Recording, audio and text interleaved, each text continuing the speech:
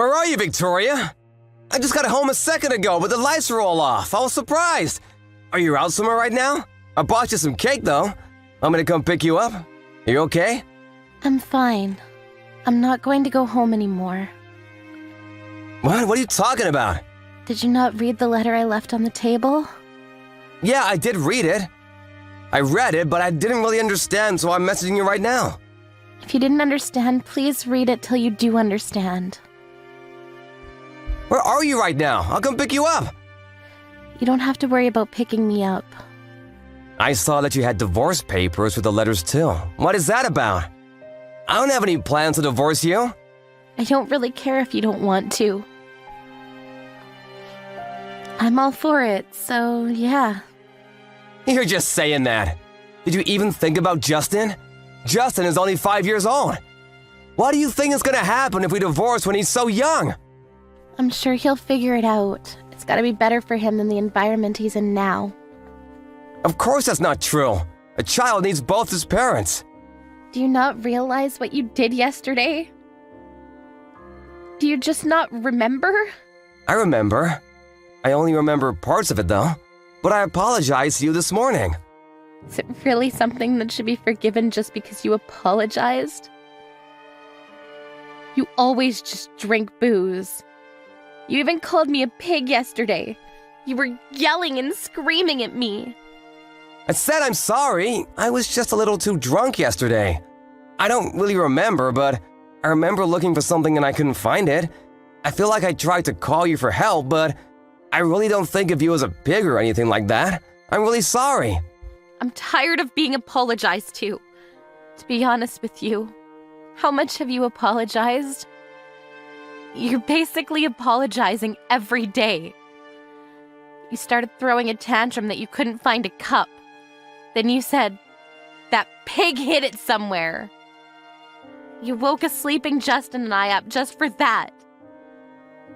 I even had to go apologize to our neighbors. You realize that? They had complained about our noise. What? Seriously? I didn't know that. I'm sorry. I'll quit drinking. I'm tired of hearing that too. You say that every time. But you never seem to actually go through with it. And I really doubt you remember, but do you remember hitting our son last night? What? What are you talking about?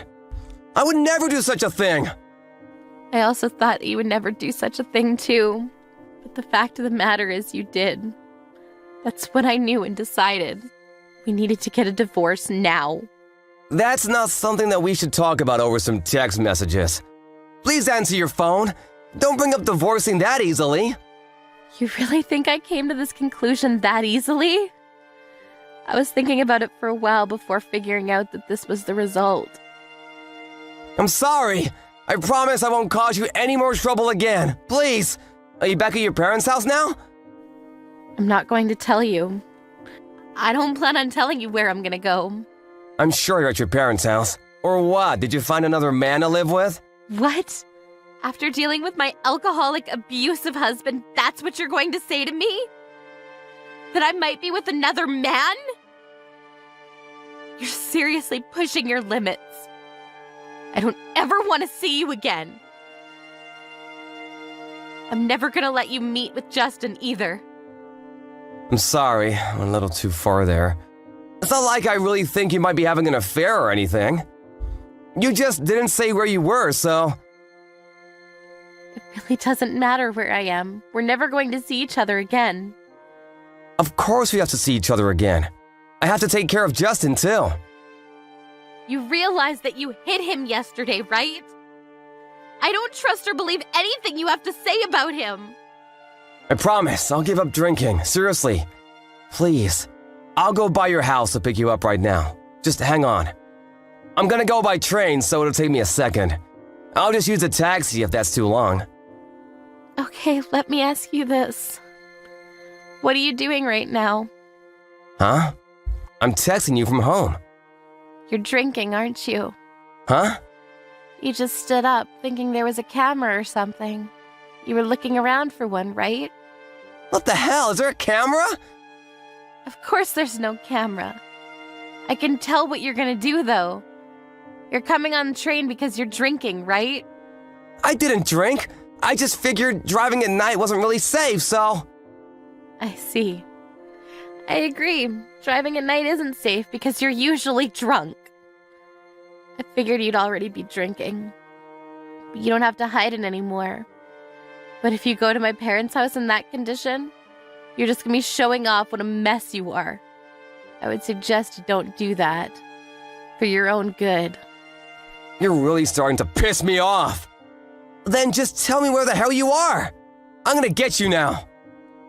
You're already starting to get drunk, aren't you? You said you wouldn't drink anymore, and here you are, drunk. You're seriously messed up. I could never let you live with my son. I'm sorry. I told you I'm sorry. I'll pick you up right away. I'm not drunk yet. See? You do admit to drinking, right? Are you seriously saying that I shouldn't be drinking in a situation like this? My own wife left my house with my child. It's your own fault. You're the one looking for reasons to drink.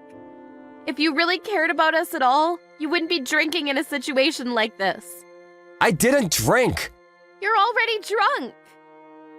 You don't know what's going on, do you? One beer isn't gonna make me drunk. I'm gonna come pick you up now. I have no intention of getting a divorce with you. You're at your house, right? I don't know. I'm not going to tell you where I am. I think it's best if I don't see you today anyway. I don't want to meet you when you're drunk. You start calling me names and pig. You even start abusing your own child. I have no idea what you might do to us in your condition now. I'm sorry. I swear, I have thought about everything I've done. Let's just meet at once and talk about everything, okay? Just so you know, I've recorded everything you said yesterday. Huh? I wasn't sure what to do, so I just started recording. I think getting a divorce right now will definitely be in my favor. What the hell? Why are you recording me? If you plan on doing anything more than this, I'll be sure to send a copy to your office, too. If you want to send it, then go ahead and send it. No one will believe you anyway. I'm sure. At your company, you're a kind-hearted father who takes care of your family. You take care of your wife and raise your child with love. You always try to go home on time so that you can take care of your family. That's the idea you have planted in their minds, right? Exactly. I have no bad points and you should have no complaints, right? You should be thanking me, to be honest. You're able to live like this because I'm such a great human being. The reality of it is that you always leave the office on time. Is that you don't actually come home. You go by bars and other places to drink. You always end up coming home really late at night, piss-faced. And then you start getting pissed off at your family for no reason. Even when you do come home early, you just drink your sorrows away at your own home. I know the truth. What truth? You drink in your office recently too, don't you? Huh? I would never do such a thing. And why is it that the last time you came straight home, you had spilled some kind of booze in your bag? I drank on my way home. You can say that and I won't dig any further. But I think that you really have a problem. You should go talk to someone at the hospital. Shut the hell up! I'm already heading to your parents' home. I'm gonna be there in a second. I'm not at my parents' house. You understand that, right? Huh? I knew you were at some other guy's house. Stop saying that. I don't have another man, so stop assuming things already. Then where the hell are you? I'm just gonna go to your parents' house for now. I'll be waiting for you. You better hurry up. I'm at your parents' house right now. Huh? I told them about everything up until this point. I told them that we're going to get a divorce, too. Okay, then I'm gonna go to your parents' house, and I'm gonna tell them the truth about you too. Truth about what? That you cheated on me with a young man and left the house. You're seriously going to make up stories now about things that didn't happen? I know that's what happened. You live on my money, and here you are acting like you're so damn special. I'm gonna tell them everything. You can say things that never happened. The truth of the matter is that you're just going to be showing off how disgusting of a human you are. And besides, your parents have already agreed and are on my side. They told me that they would pay for damages and also child support. It's your fault for having an affair, so you pay for all that crap. I'm gonna raise Justin. All right, you're not gonna listen. I think you're already pretty drunk, but I'm going to go back to my parents' house with your parents, just to give you a heads up. I hope you really have a chance to regret everything you've done to us.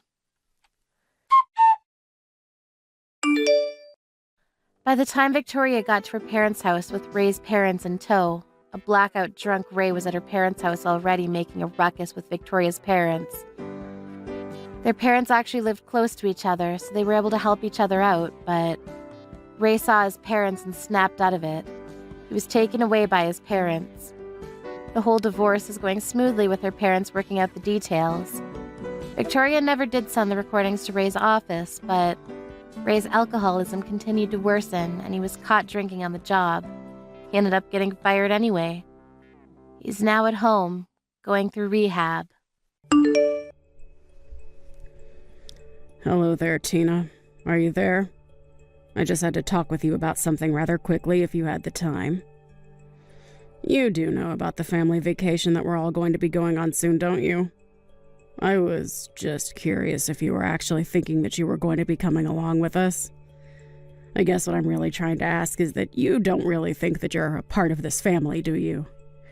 Because if you do, then I really just think that you need to wake up and face the real world. You are a nobody to us.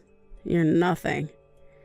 And you are certainly not, nor will you ever be a member of this family. Hello, Rachel. It's just so lovely to hear from you. Thank you so much for double-checking my schedule. Yes, I was, in fact, thinking of going on the trip, if you must know. After all, you were all going to go in our car, isn't that right? Yes, we were going to use your car, but I don't see why you think that that gives you a right to come along with us. I mean, do you really need to tag along? Well, it's been a long, long time since my husband and I have gotten to take a trip. But I remember that Dan mentioned wanting to stop at a nice brewery that was going to be on the way and asked if I wouldn't mind driving so he could drink a little. So actually, another reason why I was going along is to make sure that everyone can have safe, responsible fun. You actually have nothing to worry about, you see. I'll be the one driving. Oh, please. What kind of stupid little excuse is that? Is that really the best you can come up with? You think you deserve to go with us just because you can drive? Anybody can drive, you know? Sorry, did you even read the other messages I sent, or did you just zero in on the bit that you didn't want to hear? Don't you get smart with me, young lady. I just want you to realize that you are not a part of our family and you never, ever will be. So quit trying to force your way into this vacation when you don't even belong. Don't you understand how rude you're being? I really don't think that I'm being rude at all. If anything, you're the one trying to put me down and make me feel bad. But I'm afraid if you're not really going to change your mind about me at all, then all I can ask that you do is just have the patience to see the trip through to the very end. After all, it isn't like we all go on trips all the time together or something. Well, of course we don't all take trips together more often. Who in their right mind would want to go anywhere with you, huh? I fully understand what you're saying right now, Rachel. I have my own thoughts on the matter as well. But I don't think that we should be having this conversation via text. Maybe we could meet in person and talk? Because otherwise, I'm going to pick you all up in the car tomorrow at the time we all agreed on. I just don't get what my little Dan was thinking. I mean, what drove him to marry a no-good, nasty woman like yourself? Not only is your personality awful, but you're older than him as well. I mean, you must have so much patience in dealing with you. You know, he used to date gorgeous women who were younger than him and knew how to show respect to their mother-in-law. Maybe if he had married one of them instead of you, then I would finally have a grandchild by now. Sorry, are you talking about the ex-girlfriend that Dan had who stole all of his money and then ran away? I don't really know all the details of why they broke up, so don't go quizzing me about my own son's love life. All I'm saying is that my son would be much, much, much better off with a woman who was younger than him. If all that matters is age, then I guess that means I'm better for Dan than you are, isn't that right? Or am I misunderstanding the point that you're trying to make here? Of course, that wasn't what I was trying to say, and you know that. Ugh. You really can be such a frustrating person to deal with, do you know that? I knew that I should have never ever allowed my son to marry someone like you. Oh, I know exactly what you meant, but would you like to know how? It's because you've complained about my age to me over and over again. I mean, aren't you bored of having this same conversation all the time? I don't even need to guess at what you might say next because we've already done this several times.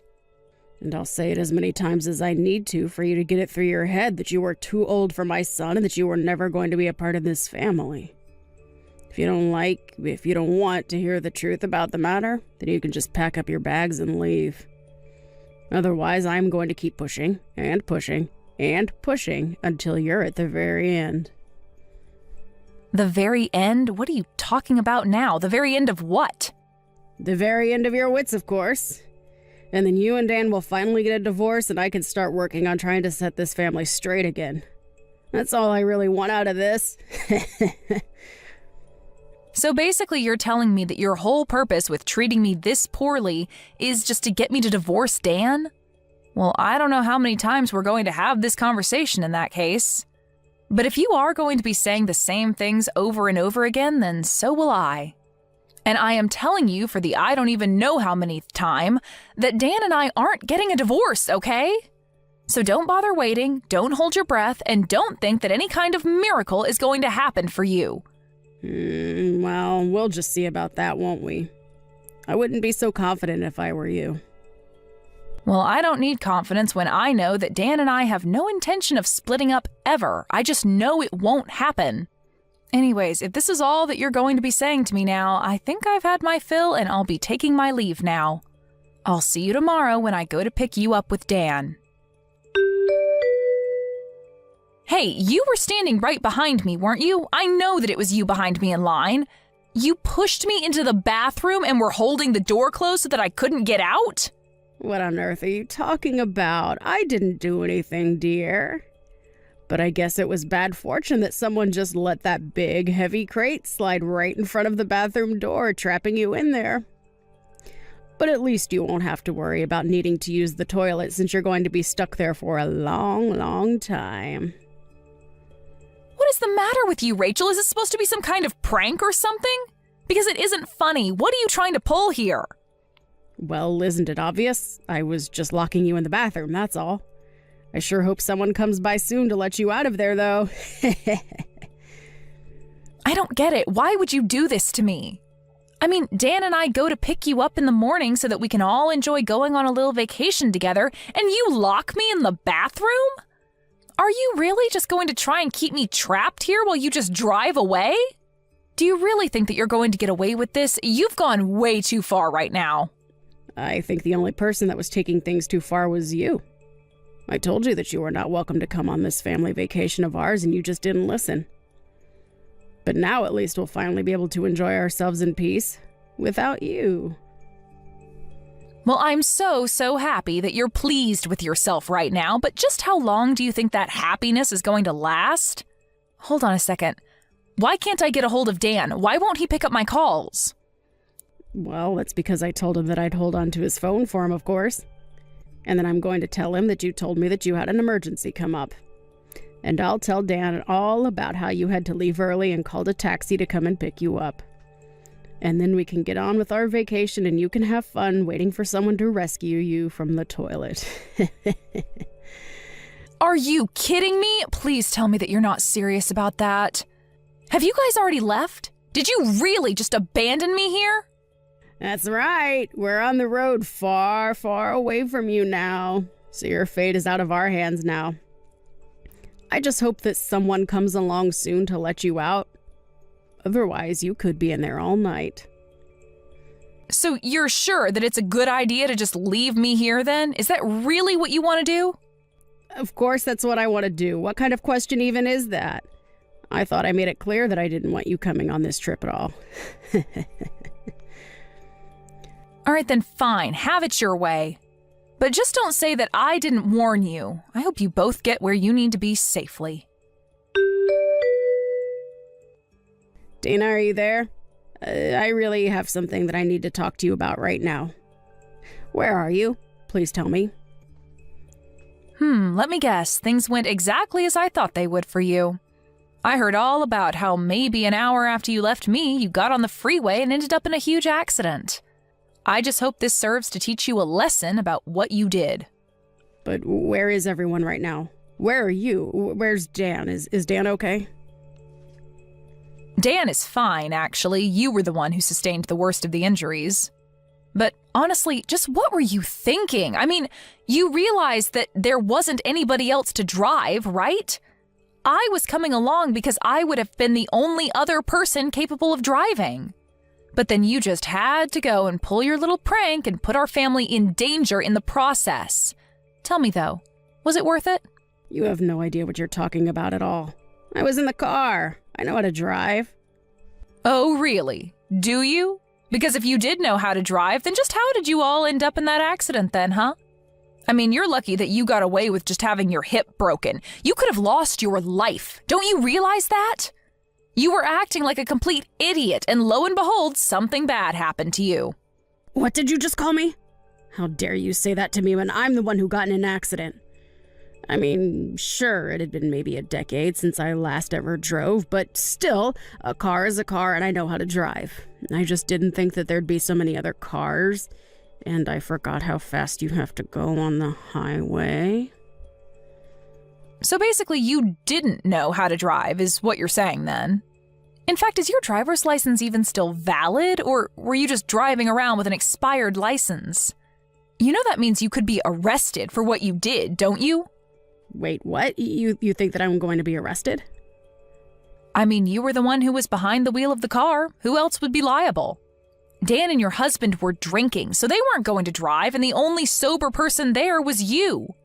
But you clearly don't know how to drive anymore, and you don't even have a valid license. You were driving, you caused the accident, it's your fault.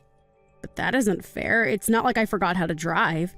Besides, it's not my fault that I can't get a new driver's license. It's those darn people at the DMV who refuse to renew it for me.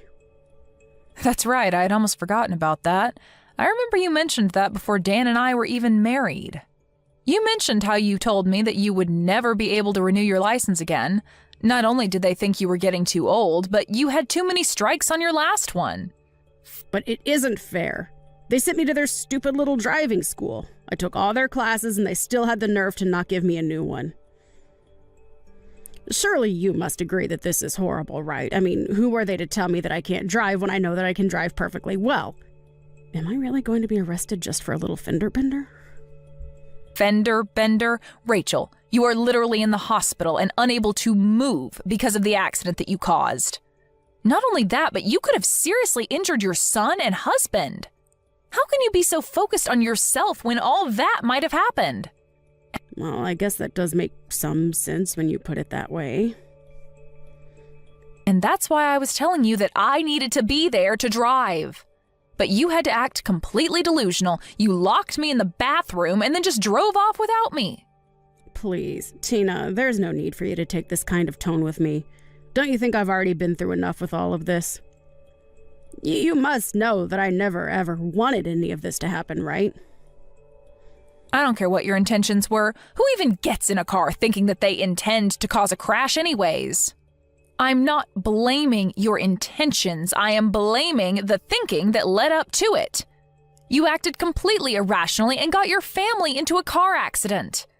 And that's not saying anything at all about how you locked me in a public bathroom and then just abandoned me. But I just wanted to take a vacation with my family. Is that really so bad? But you didn't even get to have that vacation. You all didn't even make it to the destination we were all supposed to be at by now. Why couldn't you have just waited until we all got there before you started trying to bully me? I understand that you didn't want to be around me and that you were worried that I was only going to annoy you, but surely being annoyed has got to be better than being injured. And to think that this is going to be the last real memory we have together before Dan and I cut you out of our lives entirely. Wait a second, what are you talking about? Why would you and Dan cut me out of your lives? I've already talked to Dan about it, Rachel. I told him all about the horrible things that you say to me. And now, with all that's happened for the vacation, he just can't tolerate you any longer. In fact, he was already going to talk about this with you before we even went on the trip, if you must know. Hold on a second. Now that you mention it, Dan did say that he had something important he wanted to talk to me about. You're telling me that this is that? He wanted to tell me that he didn't want me around anymore? That's right. And there's one more thing that you should know, Rachel. I'm pregnant. Wait, what? You've got to be kidding me. Why am I just hearing about this now? You're only hearing about it now because I know that letting you know any sooner wouldn't have been good for me or the baby. I mean, do you have any idea just how stressful it already is talking to you like this? I knew that if I told you I was pregnant, you would be trying to control my life. I talked to Dan about this and told him that I don't know how I was supposed to go through with this if you were going to be constantly breathing down my neck about every little thing. So we talked and said that the best thing to do would be to put physical distance between us all. So we're going to be moving away. But this is all so much.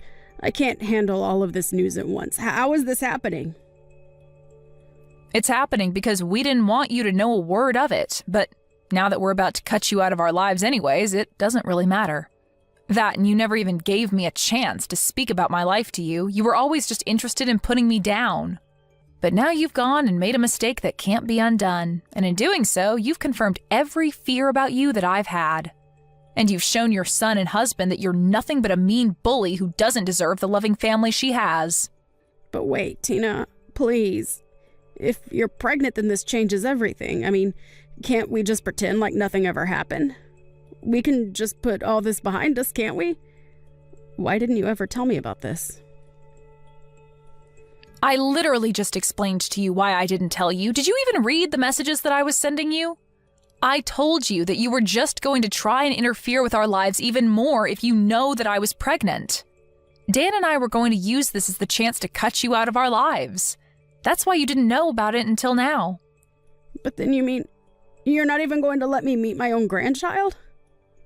Well, it's going to be hard for you to meet them anyways if you're behind bars for what you've done. Please don't say things like that. Huh? You really can't think that they would throw an old lady like me in jail. I'm sorry, but the law is the law. Do you really think that you're above just because of your age? Either way, you're not going to be our problem anymore. We want nothing to do with you ever again, and we are going to be cutting you out of our lives. Whether or not you get arrested after this, it really makes no difference to me at all. Just wait, Tina. You can't be serious about this, right? I mean, you're really just going to abandon me during my time of need like this. Please, I had no idea that you were pregnant. That really would have changed everything. I promise that I'll change. I'll help you raise them well. You have to believe me. We do not want you to have anything to do with our child at all, Rachel. That's the whole reason we're going to be moving as far away from you as we can. Just stay out of our lives and don't come looking for us. Do you understand? So then you're really serious about all this? But I never even gave Dan permission to do this. You can't just leave me. I'm afraid that we've already made up our minds and we're going to be moving out. That is final. Just remember that you're the one that's going to have to explain all this to your husband. You're going to have to tell him that you were so horrible to me that you pushed me and your son away to the point that we never want to see you again. In the end, Dan and I moved away. A few months later, we heard through the grapevine that Rachel was discharged and free to go back home, but that her husband was waiting for her there with divorce papers. She was in the hospital for so long recovering that you would have thought she learned some kind of lesson, but apparently it wasn't enough for her husband. Thankfully for her, the other driver in the crash was kind enough to not press any charges on Rachel. But she was still left all alone, without her husband, son, or grandchild. I have no idea how she's getting along now. Thank you for watching. If you liked this video, please give it a thumbs up and don't forget to subscribe to see more content like this. Hey Mom, I just wanted to remind you about our plans today since I have some updates. It sounds to me like Jack was able to get reservations at that one restaurant that I was telling you about. I don't think it's going to be anything too formal, so just show up how you would to any other restaurant. I think we're going out for Italian, so don't wear white. Yes, I suppose that would make it pretty easy to see where I got sauce on myself, wouldn't it? But I'm glad and grateful that Jack was able to find a good place to book for us. I'm really looking forward to this. Forward to this too, Mom, but I'd be lying if I didn't say that I was also a bit nervous. What, Jessica? What is there to even be nervous about? Did something happen between you and Erwin? No, it's nothing to do with Erwin and I at all, but it's just that, well, I guess his dad said some things that just really weren't sitting right with me. And I think that some of what his dad has been saying might be starting to rub off on Erwin. I'm not really sure if I can explain it any better than that without going into too much detail about what all was said. I'm sorry, but I guess I'm just a little bit confused. If you don't want to talk about this, then that's okay, but I'm afraid that I can't really follow along with what you're saying to me. Well, it's just, I don't know. I guess that Erwin's dad really doesn't seem to be happy about the fact that I was raised in a single-parent household. And this isn't just hearsay, Mom. He's actually told me this himself. And now even Erwin has been saying things that hint at him not being happy about it either. Wait a second. You mean that your fiancé's father and now even your fiancé are talking bad about the way that you were raised? What were they even saying? I don't know. I wasn't really trying to listen, to be honest, but his family, they all come from a long line of politicians, and I guess they just have some pride about that. And I think more than anything, they probably just have a lot of misconceptions and misgivings about what being raised in a single-parent household even means. But I just know that if they were to meet you, that would probably solve everything. I mean, you do know who Erwin's dad, Jack, is, right? Yes, I think I've heard of him, but I think that we've hardly ever actually interacted in person. Although I'm sure that Jack wouldn't want to try and start anything with me as soon as he realized who I am. No, I don't think that he would try and start with you over anything, although don't be surprised if he gets a little competitive about things. I suppose that might have to be expected, won't it? But if that is all that's going to happen, then I'm not sure what you're worried about. I think I know how to handle myself, thank you very much. After all, I think there were plenty of people who thought that they could look down on us just because I was raising you all by myself. But I am sure that if we all just sit down to eat a nice meal and talk this out, that we'll be able to clear up some of their misconceptions. Although that being said, I have to say that I'm surprised that someone would actually still cling on to such an outdated belief. I know, you're right. You might be fine tomorrow, but that wasn't all that I wanted to talk to you about. There's something else that I wanted to discuss with you before the meal. Oh, really? Well, what is it that you wanted to talk to me about? What else is there that I should know? The thing is that both Jack and Erwin asked for your phone number so that they could get in contact with you. So I was just wondering if you wouldn't mind if I shared that with them before tomorrow. Well, that's a bit strange that they would ask you for that when we're all about to meet tomorrow in person anyways. Can they not just get my number from me directly tomorrow? Why can't we just do that? I don't understand why we wouldn't be able to make that work. In fact, that seems like it would be so much easier to me. I told them that you were really busy and that she might not like it, but they both seemed pretty insistent about it. I don't know. You know how they get. It isn't like I didn't try to explain all of that to them. I see. Well, then I guess that means that they won't take a simple no for an answer. Gosh, I wish they would just listen to what people were trying to say to them. It would make things so much easier. And it makes me think that there is something they might have that they want to talk to me directly about. I don't know. I guess I just have a bad feeling about all of this, if I'm being honest with you. So I suppose that if they really do want my number that badly, that there shouldn't be a problem in you giving it to them. Okay, I'll go ahead and pass along your number to them. Thanks so much for understanding, and sorry to bug you with this when you're already so busy. You don't have anything to apologize about, Jessica. After all, you're not the one asking for this. But I just do hope that things between you and Erwin are still going well. I just want you to know that it's okay to call this off if you feel that it's not going well. No, it's nothing too bad or serious. I just wish that they would be a little more open-minded towards you and the whole raised by a single mother thing. And I think it just stinks that this is even a topic that we have to clear things up on and try and make them feel comfortable with. Does all of that make sense? Of course it does, and I completely understand why you would hope to have more support from your fiancé and his family. But hopefully, after we all sit down and talk about this tomorrow, it won't become a problem in the future. Either way, I am really looking forward to the meal and seeing everyone in person. It feels like it's taken so much work to finally put all of this together. So I'll see you tomorrow, dear. You have a lovely rest of your day. It was nice talking to you, even if it was just about putting all of this together in the first place.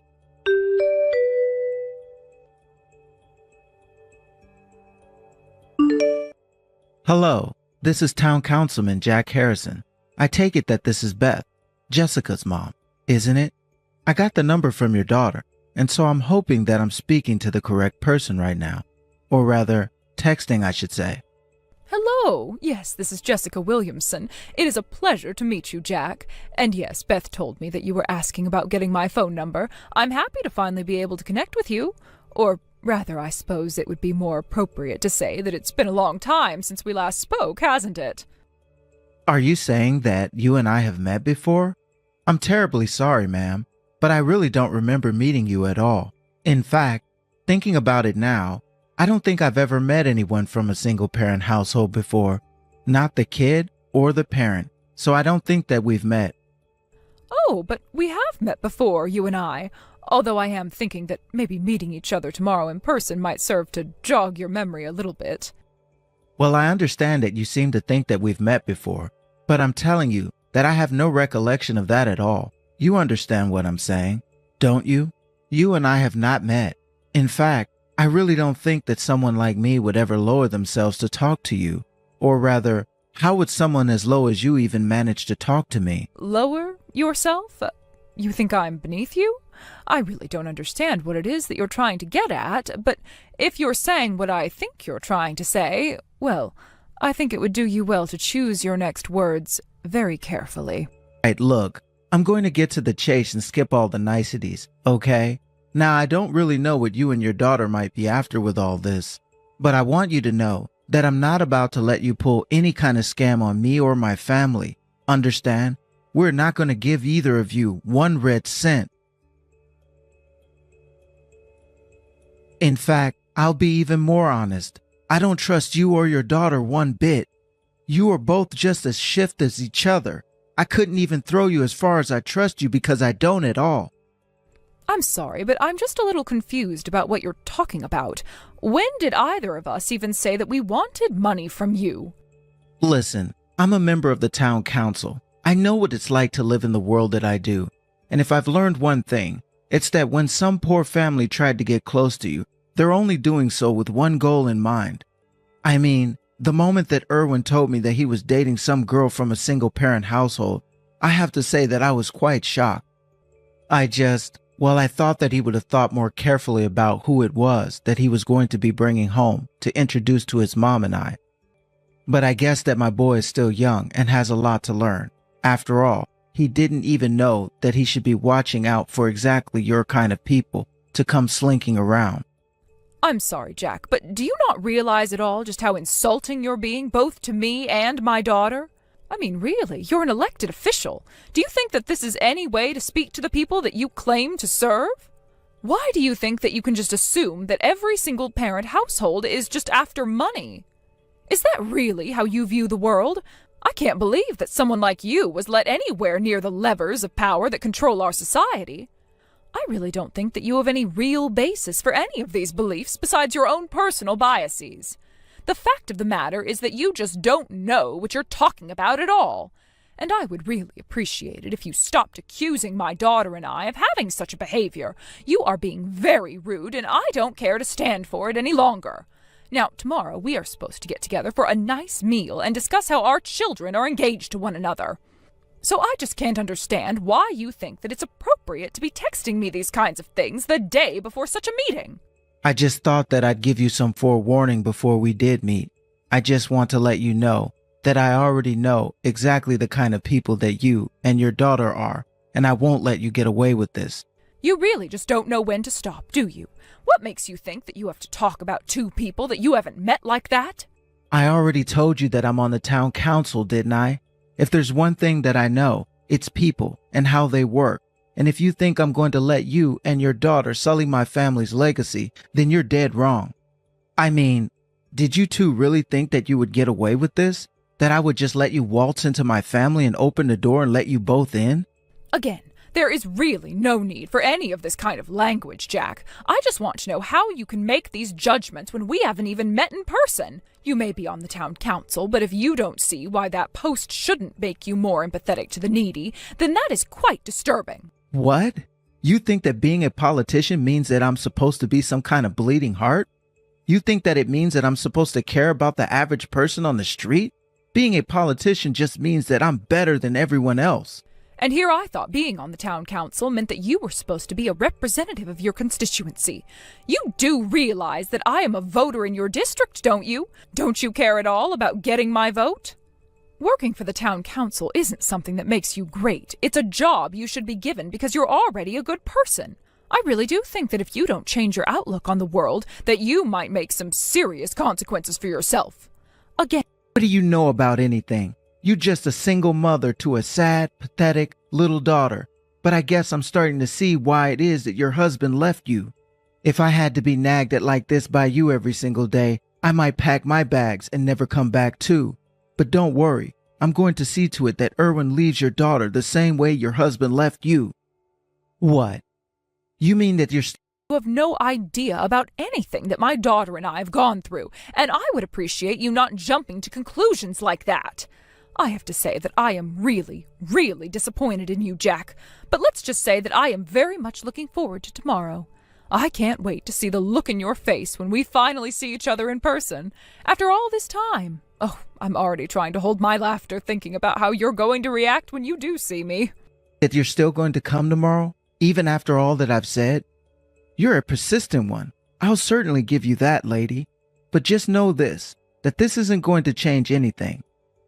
I'm going to protect my family from no good lowlives like you and your daughter. I won't let some poor rabble like you sink their claws into my son. I'm just going to say that the only reason I'm even bothering to show up for this tomorrow is all for my daughter's sake. You, your family, your son, and your status, none of that matters to me one bit. All I care about is Beth. Although given the way that you've been treating me just in this text conversation alone, don't be surprised if this whole engagement just falls apart. Look, I think that as parents... Well, that would be fine with me. In fact, I was hoping to have achieved that by now anyways. What makes you think that I want my son to go through with this marriage? You know what? On second thought, I might... As parents, we should support the choices that our children make, especially when it comes to love. Now, if you think that my daughter has some kind of ulterior motive, I can assure you that she doesn't, and I'll have you know that neither do I. I might actually be okay with your daughter marrying my son, as long as she promises never to talk to you ever again. I mean that I'd let her... I'm sorry, I don't think that I'm following along with what you're saying. What would be the point of that? I'd let her marry Erwin if she just cast off her past as someone raised by her mom. Not only would having you hang around only bring shame to my brilliant political dynasty, but it would be the only way that we could really be sure that we can control your daughter and make sure that she doesn't either steal money or ruin our reputation. If she can do that, then I'll let her marry my boy. Well, I'll say this much for you, Jack. You certainly do have an overinflated sense of self. I mean, I know that powerful men are supposed to be all ego, but you're like a bad caricature of a lousy politician. I mean, to think that the day before we were supposed to meet in person, you reach out to me just to insult my family and I like this? You must really think that your family is the cream of the crop around here, don't you? Of course I do. My family has literally helped to lead this town for generations. What have you done with your life besides lose a husband and raise a useless daughter? Even my son is working in my campaign office, and one day, if he learns how to do it right, he'll be ready to take over my seat on the council. But before that can happen, I need to make sure that he gets smart enough about what kind of people he's letting into his life. Sorry, don't we live in a democracy? I don't see how you think you'll just pass along your seat. And I will ask you to keep your comments about me, my daughter, and how I raised her to yourself when we meet tomorrow. If you have a problem with anything that I have to say tomorrow, then you can leave and cancel the whole engagement. I'm a politician, and here in this country, we have a little thing called freedom of speech. Got it? But more important, I am going to do whatever it takes to protect my family from people like you, and that's why you're not going to get away with this. Tomorrow. If the only reason you're seeking power is just so that you can lord it over people you see as beneath you, then I don't think you're a good fit for office. Especially since you seem to think that you can actually create some kind of dynasty with your family, or that that would be even something desirable for a functioning democratic society. There you go again, running your mouth, as if you have any idea what you're talking about. Politics isn't for women, and it certainly isn't for single mothers. You don't know what's for the good of society because you're not good for society. But I don't even know why I'm trying to tell you all of this. It's like trying to teach a toddler about rocket science. It's all just going in one ear and out the other. Yeah, you're right. I am getting nothing of value from this conversation at all, but I suppose you'll just have to try again in person tomorrow. Anyways, that's all the time I have to text. I look forward to seeing you then. Excuse me.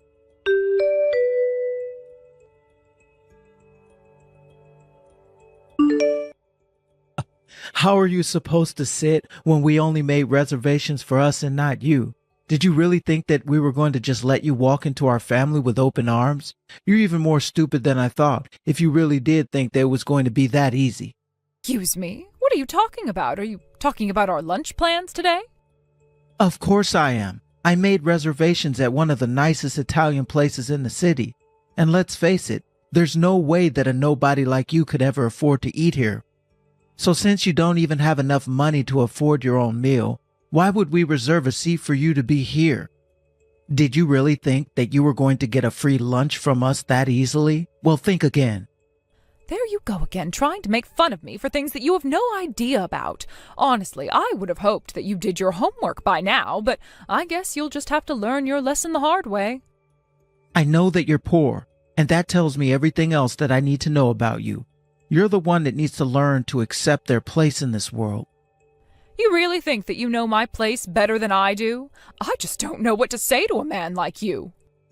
I don't care what you say. Nothing you could ever say is going to change how I feel about this marriage or you, and that's why you don't have a seat here.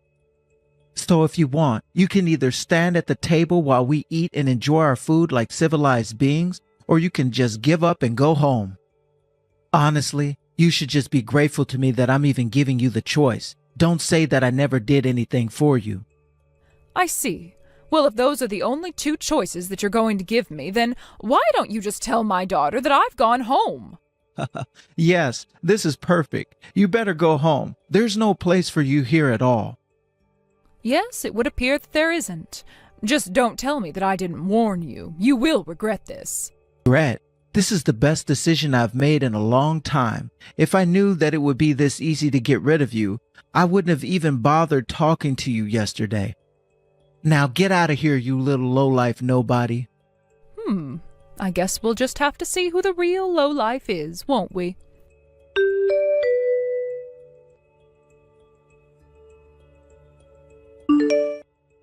Hey, what the heck is going on here, huh?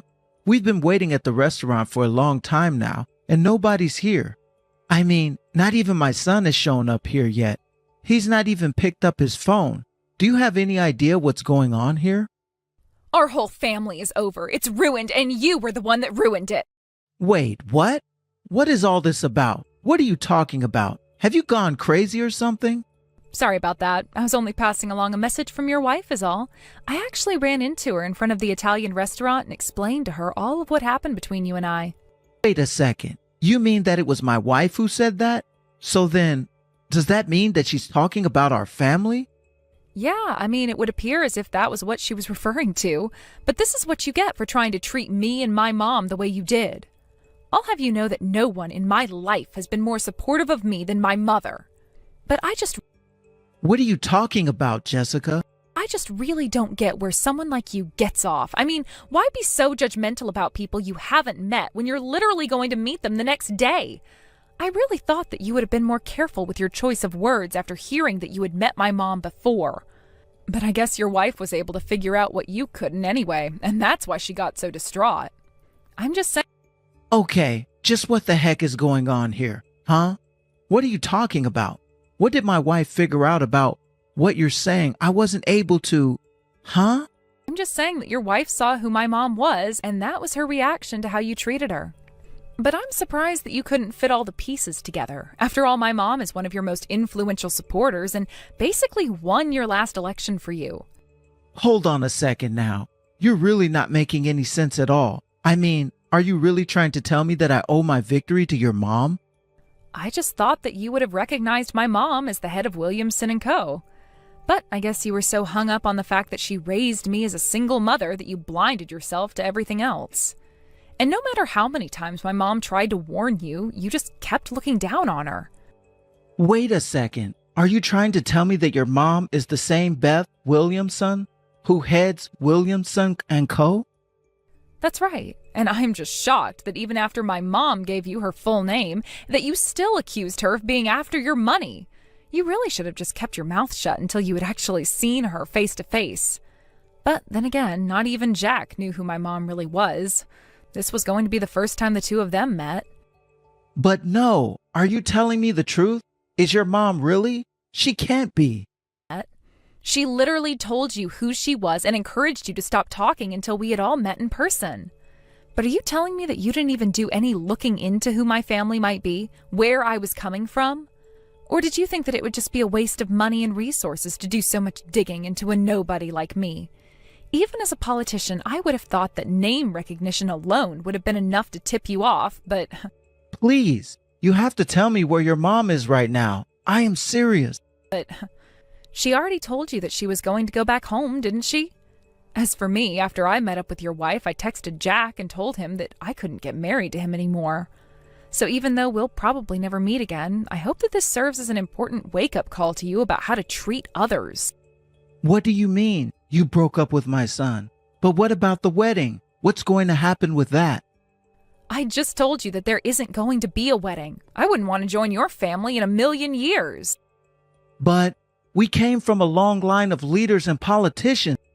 Why should any of that matter if you just use your prestige and power to look down on others? I've already talked to Jack about all of this as well, so it's over. Please don't bother my mom or I again.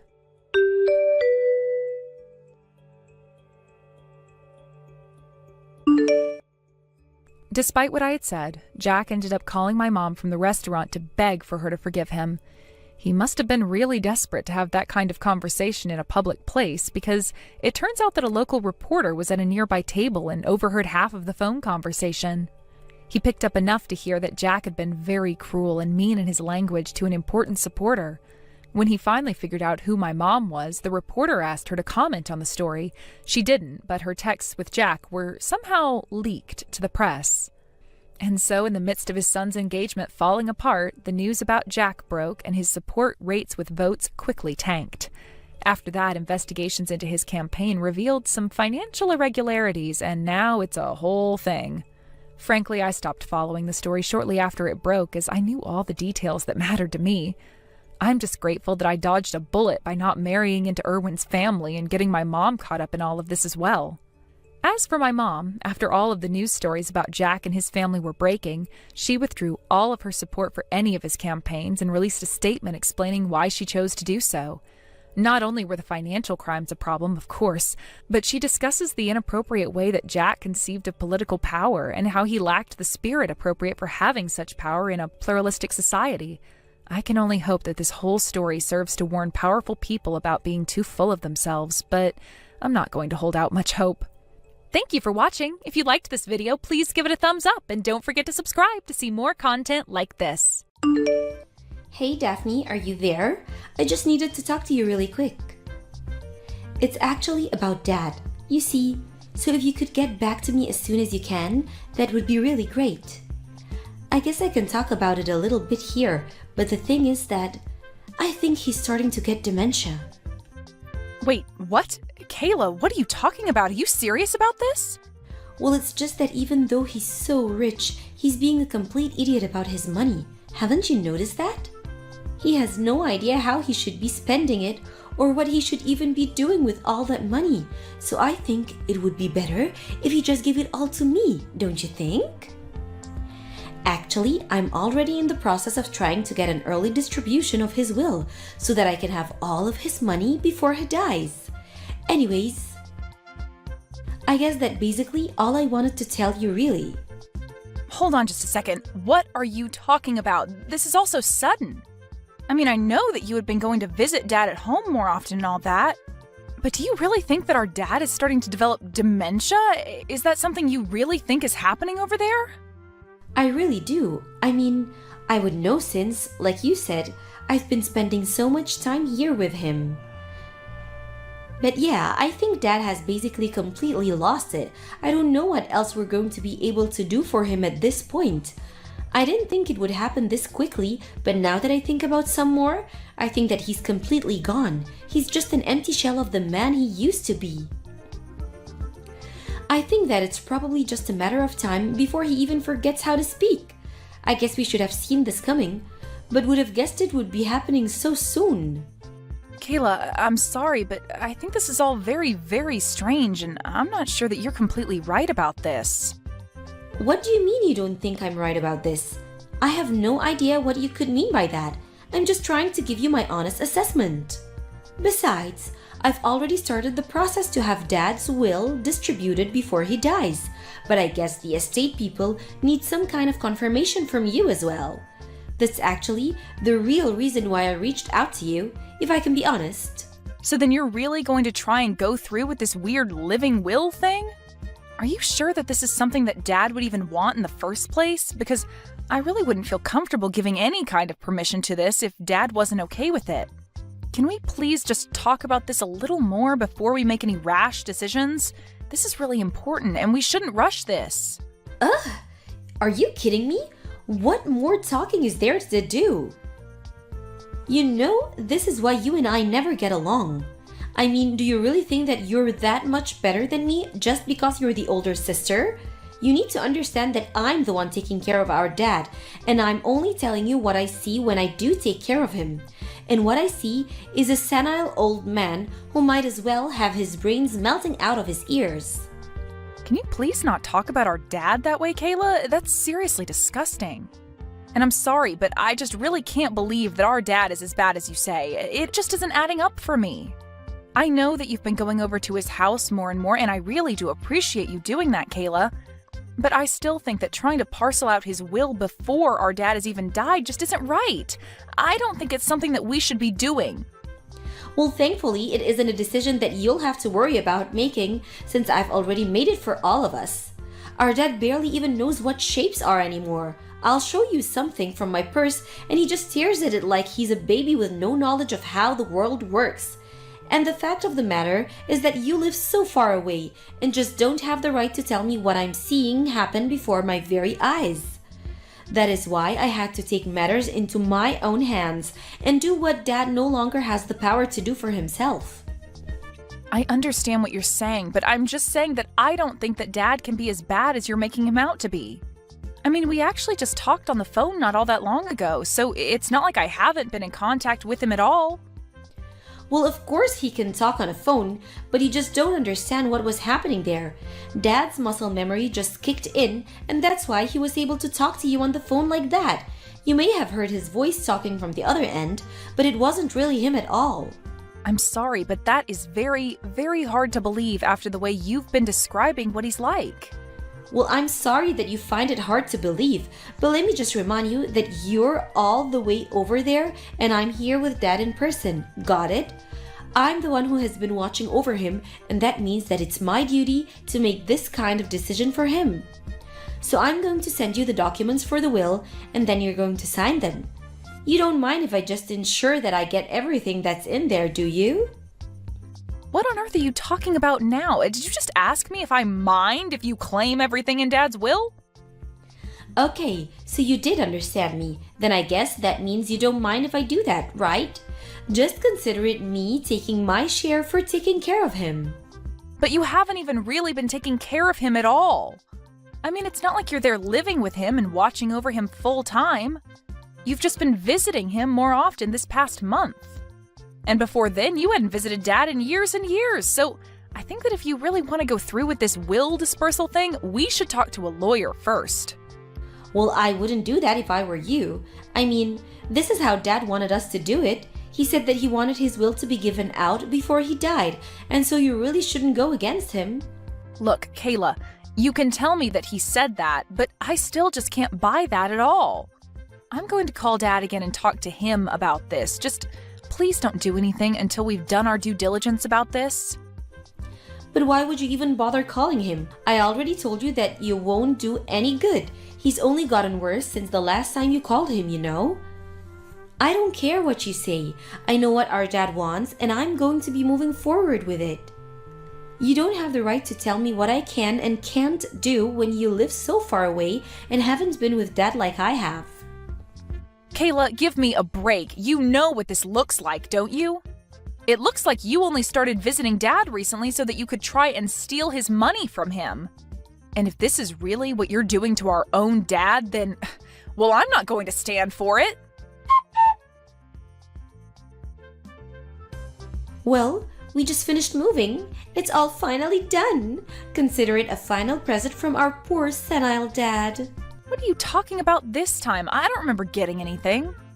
Are you sure? You should check outside your door because from now on, you're going to be taking care of Dad, not me. Anyways, good luck with that, sis. Wait, what? No, seriously, what on earth are you talking about right now, Kayla? I mean that I dropped off our senile old dad on your doorstep and now you're going to have to take care of him until he dies. Meanwhile, I used up all of Dad's savings to buy myself a new big house. And don't worry, I promise to stay out of your hair from now on. In fact, you probably won't ever see me again since I've made sure that I'm going to get everything in Dad's will. I see. So that was what this was about after all then, wasn't it? You were always only ever after the money, weren't you? And now you're telling me that you found a way to get everything in Dad's will, too? I tried to warn you that you shouldn't go through with that, but you just didn't listen to me at all, did you? I told you that I was only doing what Dad wanted me to, so I don't get where you get off telling me that I was wrong. Of course, then again, maybe I was wrong. He was so brain dead and mumbly by the time I dropped him off that he really could have been saying anything to me. Anyways, either way, he isn't my problem now. He's yours. So you're really just going to take all of our dad's money and then just run away? You really are horrible. Do you know that? It's clear that you were never ever intending to take care of Dad. You were always only ever after his money, and now that you have it, you just dump our dad on my doorstep and run off? And just what are you going to do about it, huh? Don't you know that I've already won? I've gotten everything that I needed from him. So don't waste your energy trying to scold me, Daphne. You both are horrible, you know that? I can't believe that your husband is also just sitting back and letting you get away with this. You're both just horrible. Well, I'm sorry, but can you really blame me for not having any more use for an old fart like Dad anymore? That's why I keep telling you that he's all your problem now. If you're really so upset over how I treated him, then you can deal with him now. Well, you should know that Dad is sitting right here next to me and is laughing so hard at you. What are you talking about? What is he laughing at? How can he even form a funny thought at the laugh at? Well, I got home a little bit ago to let our dad inside, and you really have no idea what you're talking about at all. He isn't even close to senile. He's as sharp as he's ever been. What do you mean? I mean that he's here and he's talking just fine. He's very lucid and active, and he's been telling me all about what you've been doing to him. Then I showed him the messages that you've been sending me, and he just burst out in laughter. Hold on a second. You showed our private conversations to our dad? What is the matter with you? Why would you do that? And just why shouldn't I have done that when you were going to leave him here and make me take care of him? But I mean, no, you don't get it. He's senile, but sometimes he has moments where he comes to. That's all. So just don't say anything to him because he still doesn't understand what's actually going on around him. Even if he says something about changing his mind, about giving me everything in his will, just know that he's not in his right mind at all, okay? The only person who is losing their mind here is you, Kayla. Dad says that he was never ever going to give you everything in his will. Wait, what? What do you mean by that? Of course I was going to get everything. This whole story you've been trying to sell me about Dad being senile was just one huge lie. He's as healthy as he's ever been. But now that I know that you've been lying, it just confirms everything that I had been worried about to begin with. You and your husband were in on this together just to try and rob our father of his money. You don't know what you're talking about. This is just one big mistake, I swear. Why are you even trying to cover for yourself right now? I already know that you were lying to me. It's all over. I know now that you were saying Dad was senile just so that you could try and fool me into going along with what you wanted. But it's over. I know what you were trying to do. I see right through you, and there's no point in carrying on this charade any longer. But I mean, he really was pretending to be senile? I swear it, unless Dad was just doing that to try and fool my husband. And I? Well, you should see the look on Dad's face right now. He told me you just hit the nail on the head. He knew that you were trying to steal his money, so he told me that he was pretending to be a bit slower to see just how far you would go with this. So you mean this is all just a big plot by Dad? And my husband and I just fell for it like that? I didn't know that Dad had that all in him. I can't believe that he would lie to us. I really did think that he was totally senile. But then, what about the documents for the will distribution? Those were all fake. Dad told his lawyer about his plan to catch you and your husband in the act and asked her to draw up some fake documents. But, as you can see, Dad was never senile at all. He's as sharp as he's ever been to pull off something like this. The only reason I'm telling you all of this is to save the embarrassment and trouble of trying to go and get any of that paperwork processed. So then, these documents are fake? Even though we got them from Dad's lawyer? But this doesn't make sense.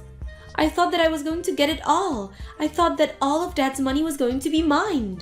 Do you know how much money I've sunken into this scam? Oh, please, you said that you were paying for all of this using Dad's savings anyways, isn't that right? Although you should know that you have until the end of the day to move out of your house now. What are you talking about? My husband and I just moved here. We're not going to move out. This is our new home. Well, Dad called one of his colleagues and made sure to stop you and your husband from living there at all. What do you mean? What did he do? What could have he possibly done that is going to keep my husband and I from living in our new home? Well, he called the real estate office and had the name on the deed changed to his. After all, it was his money that bought the house. Wait, he put his name on the deed of our house? Can he do that? Is that even legal? I don't understand. I thought that I had everything planned out perfectly. How did it all come to this? I just explained to you what happened. The only thing that you need to know now is that you and your husband have until the end of the day to pack your bags and leave. And now that Dad knows what your plan has been this whole time, you should also know that he's decided to leave everything in his will to me. You're kidding me? You mean that I plotted so hard to try and make sure that everything in his will would go to me, but now it's all going to you instead? Does that mean that you're going to be getting all of his money before he dies like I was supposed to? Of course not. Dad and I talked about that, and I told him that I was in no rush at all. Besides, all those documents were fake anyways, remember? So there would be no point in me trying to use them. But you should know that because of this, Dad is going to cut you off and never offer any kind of support to you ever again. Wait, Dad is going to cut me off? How can he do that? He can do that because of the way you and your husband were trying to treat him. Did you really think that he was just going to let this go? And just know that I'm going to follow suit and never ever talk to you again as well. Of course, it's not like we were even that close to begin with, if I'm being honest. But I just can't even stand to have you in my life after what you've done. I mean, how could you even try to do this to your own father and to me, your sister? You are nothing but a horrible, selfish woman, daughter, and sister, and you deserve whatever comes to you. No, please. I really had no idea that Dad was just acting. I thought he was really going senile. I swear that I never would have done any of this if I knew that he wasn't senile and just his old self. Please, you have to believe me. You know that I wouldn't. All that tells me is that you weren't going to try anything because you know that you wouldn't be able to get away with it. But we both know that it had been years and years and years since you had last visited Dad. Then all of a sudden you show up at his door because you think he's getting a little too old? It was so obvious what you were trying to do. Did you really think you were fooling anyone at all? It's not like Dad was even pretending to be senile from the start. But you just assumed that was what was happening when he would forget something now and then. So knowing that you were planning something and that you had leapt to the conclusion that he was going senile, the plan basically just fell into place. But, I mean, so he really was just acting? He was never ever going senile at all? Are you serious? That's right. He was only acting in a way that he thought would serve to fool you further. He knew that you were not the kind of person who would ever return to live with their parents in their old age. But I mean, he didn't have to do that. That's so mean. It's not fair. We're family. We're supposed to be able to trust each other. How could he do that to me? I'm his daughter. How could he treat me this way? He's horrible. This isn't fair at all. You expect him to be honest with you when you were literally trying to rob him blind? That's really rich, do you know that? You literally left him behind the moment you thought you had gotten what you wanted out of him. Anyways, I would quit wasting your time texting me and tell your husband to start packing up. In the end, the real estate agent that Dad was friends with did show up and tell Kayla and her husband that they had only a few more hours before they would have to leave. They were both in such a panic and begged for more time. But Dad was out of patience for their planning and told them to quit wasting their time and get back to packing. He was laughing all night about how he had fooled the two of them with his senile old man act. And with that, Kayla and her husband lost out on not only their new home, but Dad's inheritance as well. After that, Dad formally cut her out of his will and told her he never wanted to hear from her again.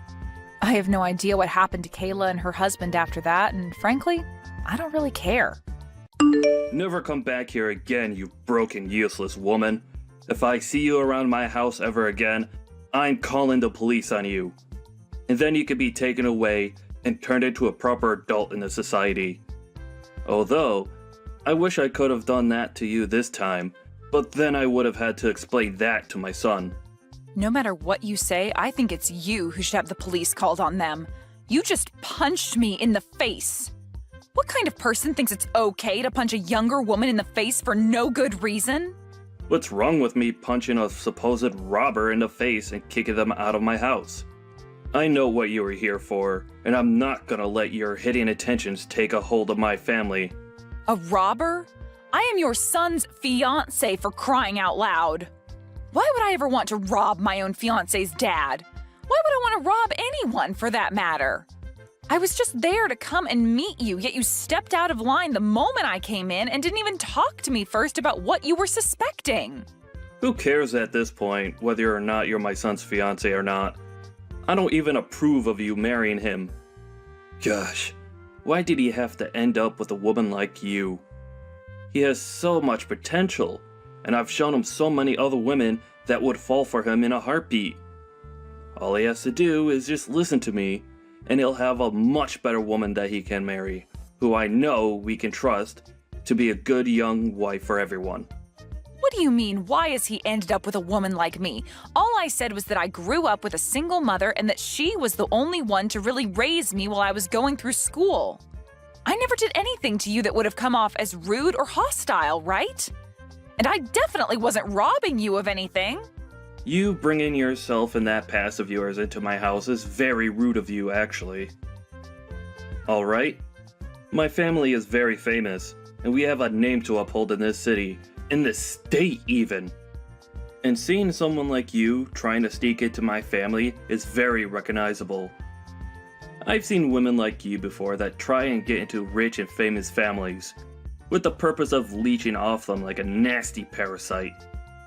And not just me, but so have a lot of my colleagues as well.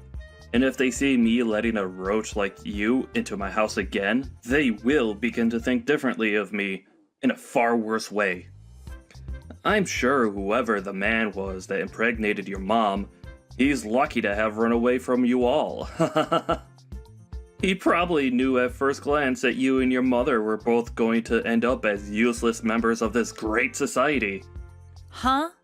So in other words, you're just judging me harshly for being from a single mother household and are using that as reason to push me away? I have to say, you've made a situation that could very well put you behind bars, Geoff. This could have gone a lot better had you just expressed your concerns with me in the first place and let me explain myself a bit more to you so that you could understand who I am. But that probably wouldn't have made a difference anyway in the end. The law doesn't care about what I've done to protect myself from a robber like you. Heck, if I had a weapon on me, I could have done you in, and there would be no one against me because I had to protect my son in this house. Ah, and another thing. All you moneyless people are truly thieves. You only live to try and get into us rich people's lives and take what we worked so hard for, right? Well, today our interaction has taught me a very good lesson. I'm going to need to invest in better house security now that I see more rats like you on the horizon trying to dig their way into my money. Man, I'm actually amazed by you. You must be talented in talking and regurgitating such garbage all the time. Today, you've really made yourself look like a textbook example of a greedy villain from some movie, and that's kind of hilarious, actually. A villain? I'm the hero of this world. It's because of people like me who have bled for the position they're in that you lowlives and you moneyless people have the chance to even be able to live. You're the ones that get to have unemployment because you're too lazy and useless to get a job. And that all comes from the money I make. And you think, after living off all of that I've sacrificed for this world, you could come in and become part of my family now? Stop trying to make me laugh. This company of mine employs thousands of people that are below me. And if you wanted, I'd give you a job as well in the company.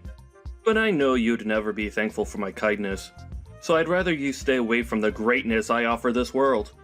I have a job right now, and it's working for someone that's a bit less egotistical than you. And me wanting to marry your son wasn't me trying to come into your family with any bad intentions, actually. I just wanted to marry your son, Ben, because I love him and he means the world to me. That's the same thing.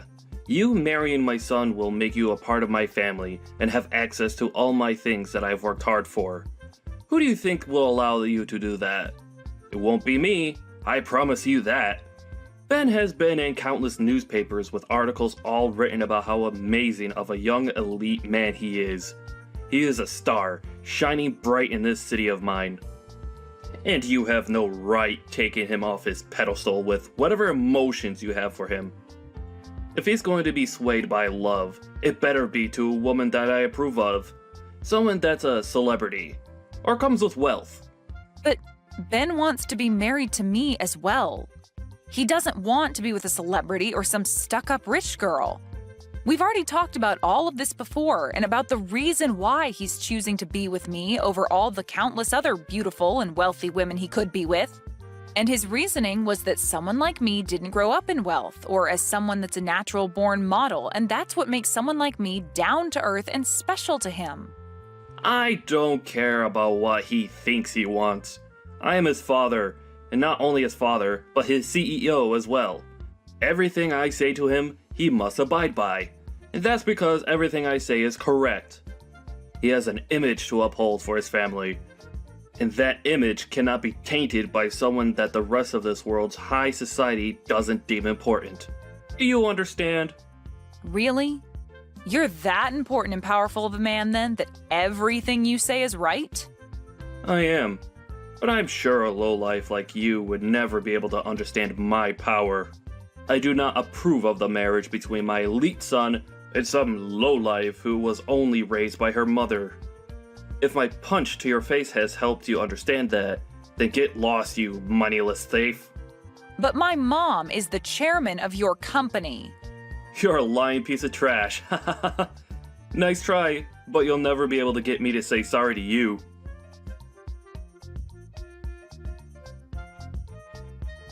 All right, I understand. It seems that this man is not the kind of person I'd assumed he'd be when making him my CEO. For a while now, he's been doing a decent job at what he's been tasked with, but I never really knew him well enough to say that I've seen something like this coming from him. That's what it seems, though, Mom. I was surprised by how badly he treated me. I've never even been treated that badly in my life, let alone been punched. I get that he's got a huge misunderstanding of my situation and everything, but for him to take it so far that he'd physically hit me is just mind-boggling to me. What has Ben been saying about this? I'm sure after what he had to witness, he's in a pretty tough spot with his dad. For the longest time now, he's struggled in dealing with his dad, actually. Ever since he was born, his dad made it very clear that Ben couldn't have a life of his own and that he was the only one who could make choices for him. That's why originally I was going to introduce myself and ask his dad to allow me to marry his son. I tried my best to sell to him that I would be a great wife to his son and him when I married into the family. But I think me saying that I've only been raised by you led him to believe there's something wrong with me. and that he's not the man that'll allow anyone with a perceived imperfection to be with his perfect and elite son. So much for that now, and I regret that I ever brought anything about myself up to him. If he was going to be that upset about it, I should have just lied to him to get his approval, and then after the marriage took Ben as far away as I could from him. I'm sure Ben's pretty upset by this as well. I myself never saw Geoff as being that sort of hideous man. This is my fault for letting him think he could get away with such a thing. Maybe the position of CEO is too much for him, and he thinks that in that position he's something better than everyone else and above the law, which really scares me. But him becoming a CEO does kind of make him a big deal, right? I mean, he's in charge of a lot of your company now, and without someone in that position, you'd have a very hard time keeping your company under control. So there was no helping him from being corrupted by power and the name he has now. He must have done something for the company that made you trust him, and that means it's fine letting him stay in that position. However, it would be nice for him to go to 1 or 2 ethics classes in the near future. No matter how good he's doing at his job, if he has a terrible personality, then he's not worth being in the company. If this is how he's acted out towards you, then I'm sure a lot of the employees within the company have felt the same kind of wrath.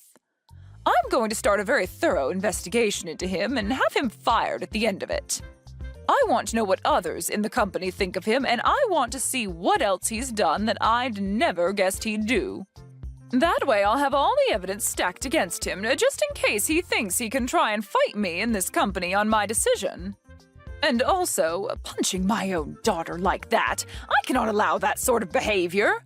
I bet he'd never have done something like that if I came along with you to meet him.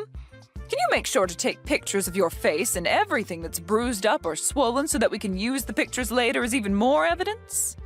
I just want to make sure we have everything covered before taking care of that gross pile of garbage. I'm fine though, Mom. He actually sucks at throwing punches, and so that last one was like taking a pillow to the face. I get that you need to do something about him, and I do want you to make sure he pays for his way of thinking. But above the physical pain I feel right now, having to see Ben as sad as he is right now is heartbreaking to me. He was the one that brought me along to meet his dad, and now he feels some sort of responsibility for what's happened. I've told him that he doesn't need to feel sorry, but every time he sees my black eye, he starts to cry a lot. You have a black eye now, too? Make sure that you start putting ice around it to help it all go away soon. And as for you and Ben, I think you need to go have a long talk about this with him and explain that he really doesn't have to feel any sort of responsibility for what happened. I'm not sure even he thought his father could stoop as low as he did. And I'll make sure not to step into that. It's your guys' decision. You're old enough now and at that point in your life where you need to be there for him and comfort him when he's at his weakest. I'm sure what would really make him happy is talking all this through after he's done crying. Yeah, all right. I'll do that. Just know that I myself feel sorry for never noticing the true man that's been Geoff. So don't worry about him anymore. I'll take care of him for you. And I'll make sure he gets to see all the damage he's caused by acting like an entitled child. Just focus on your soon-to-be husband. I totally understand now why Ben has hated his dad so much. The only thing is, no matter what his dad does to him, he always seems to want to stay by his dad's side. I really don't want him to think that he has to be tethered to his dad anymore and that he can leave whenever he wants because he's an adult. Ben, he still wants to get married to you even now, right? Of course. No matter what anyone has to say about us, we know that we'll be at our happiest when we get married. For example, even if you were against us, we'd still get married. I know you never would be, but if you were, I'd go as far as cutting ties with you in order to marry Ben. That's how much I love him, Mom. That kind of stubbornness is just like me, Isabel. I think so. So no matter what that idiot Geoff says to me, we'll be fine. Actually, it's kind of fun being picked on by him. Geoff really does try to go all out, making me seem like some kind of a monster at times. But he ends up sounding like a gosh darn fool in doing so. Even if it's fun now, just make sure to take care of yourself around him. That sort of mental and physical harassment that he's trying to do to you, you can only bear it for so long, so we need to make sure to handle it before you run out of strength. I'm worried about you, but I know you can handle yourself. I'll be fine, Mom. I'm just like you, right? Making me pretty dang strong. You've always been on your own, and I've learned a lot from you being a strong single mother that raised me. And so, because of what you've taught me, I'm not going to lose to some pussy of a man. I'm sorry. I'm sure that I put you through a lot of tough experiences when you were younger. Also, I bet there were plenty of times growing up that you felt that you were all alone in this world.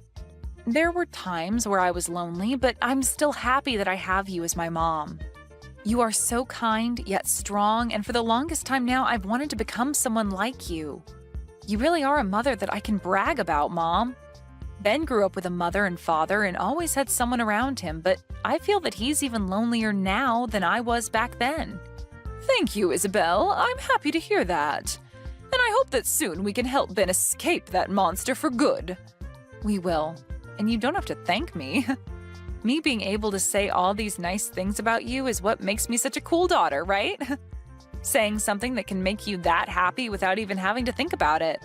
I'm actually really happy to have you as my daughter, though. I honestly don't know what to say sometimes that'll show you how fortunate I am to have you. Don't worry about it. Sorry if I made you feel as though you had to praise me. I know that you're happy to have me, and I feel the same about having you. Thank you always, Mom. No, thank you always, Isabel. When this is all over, how about we all take some time off? Ben, yourself, and I go somewhere relaxing for a little while. That would be wonderful, Mom.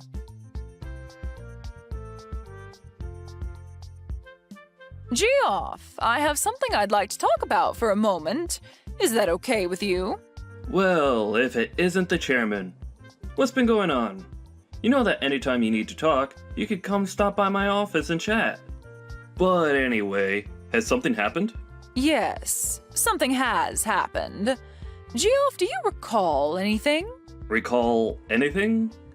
No, the company has been doing very well lately, so nothing outside the ordinary has happened here. You should be quite aware that our company is doing much better, as a matter of fact, with me in charge. Is that so? Well, has anything happened outside the company? No, I have been having a splendid life outside my work that I'm very proud of. But, to be honest, I consider anything outside my life and the office my second shift of work, as I'm always on the clock. A splendid life. I see. So then you'd consider that your splendid life would also involve punching women in the face? Huh? What the hell are you talking about? Seems you did quite the number on my daughter. What? Wait. I'm sorry. I'm not really sure what you're talking about at this moment. My daughter, Isabel. She happened to stop by your house to introduce herself and talk with you about how she'd be marrying your son. But I've been told by her that things didn't go anywhere close to plan, and you did something rather unthinkable. I've also made sure to talk with your son about this, so please do not say that you've forgotten about this. What can I say? Tell me right now, Geoff, what did you end up doing to my daughter?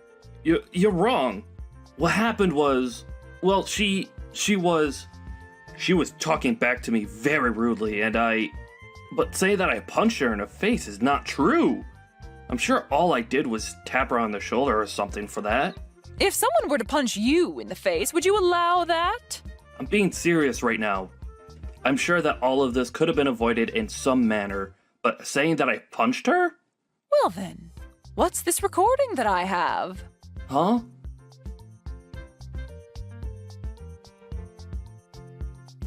No, that's... This is the recording that Isabel took when she was around you. And you can hear very clearly the sound of your fist hitting her cheekbone and her then falling to the ground. And I have your son as a witness to all of this happening to her. So what the hell did you plan to do after all this went down? You have my son as a witness? What has Ben even told you about this? He told me that his dad had punched Isabel in the face. He then followed that by saying that it's his fault this all happened and that he's sorry. Are you not embarrassed as a father to have your son be the one apologizing for your necessary actions? That backstabbing idiot. Well, what he's told you is all false. I'm sure that she may have fallen over when I ran into her, but I never actually punched her in the face. You told me just a second ago it was only a tap on her shoulder. It's because of my son saying a bunch of BS to you that everything spun out of control for a second. To be real with you, if I'd known that she was your daughter... So you're saying that if she wasn't my daughter, it'd be acceptable to physically assault her like that? Punching her in the face and giving her a black eye? That's not what I meant by that exactly. But I do not approve of them both getting married now. I mean, I have the right to choose who is going to marry my son, since he's the one that'll be getting my position next, right? Stop trying to change the issue here. You said some very inappropriate things to your son's fiancée and then proceeded to punch her in the face. I know that for a fact. So let's continue talking about that.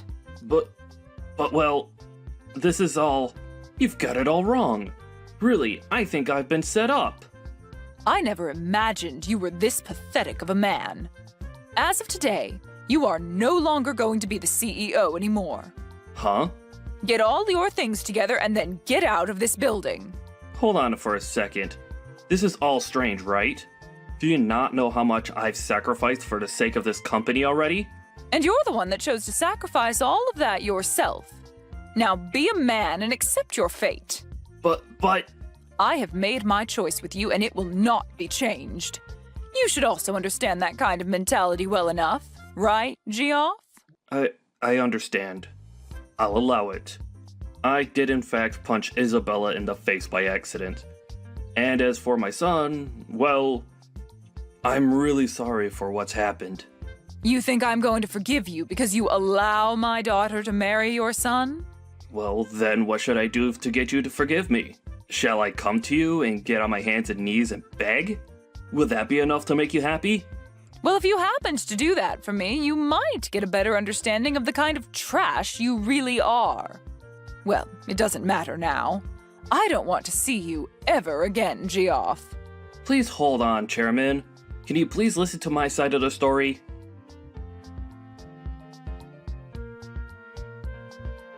Hey, can you please do something about this?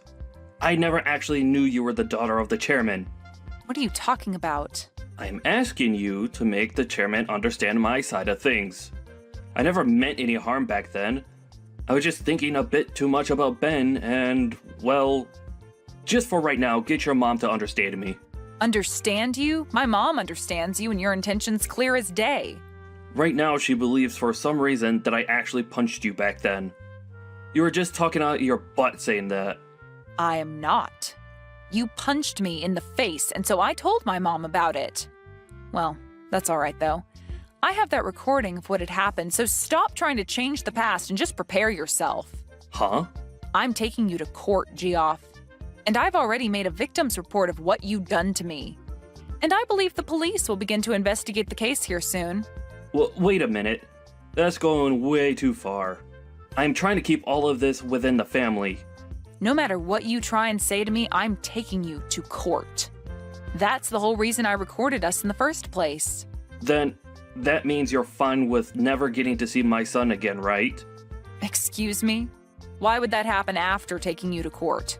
Did you hear me? He is my son, and he's my property. I plan to have him become the next CEO of this company. So if you're going to take me to court, then you better give me my things back. Well, Ben has said that he's never going to see you again.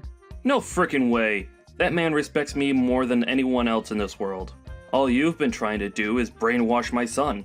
Weren't you the one brainwashing him this whole dang time? You used your authority as his dad to take complete control of his life and never let him make his own choices. Perhaps it's time you start thinking about how he feels before you go and take everything that means anything to him away. Shut the hell up.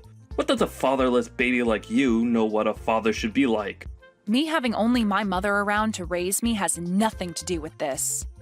I was at least able to be loved by my mom while she was still around caring for me at home, and she's taught me a lot, and still does. And I've done the same. I've given him all the love he needs, and that's why he's an elite. I made sure to raise him the way I did so he could be happy and powerful. And we all know that being an elite is the only way to be happy in this world. Well, Ben's happiness is achieved by being around people that love him and allow him to live a simple and calm life. And he's grown to hate you using the words elite and loser in the house. He's literally saying that he's happier anywhere besides being near you now. What? Is that right? I'm sure you would never have known that, right? And the reason for that is simple. You never loved Ben. Rather, you just saw him as a piece of property that you could use to make yourself look better as a man. What the hell do you know? Right? Of course, I don't know crap about someone like you. The only thing I do know, though, is that compared to my mom, you are like the plague. You're nothing more than a mother's girl. Saying it just like you're still in middle school. Stop it, Geoff. You really are not in the position to fight back anymore. For Christ's sakes, you're nothing.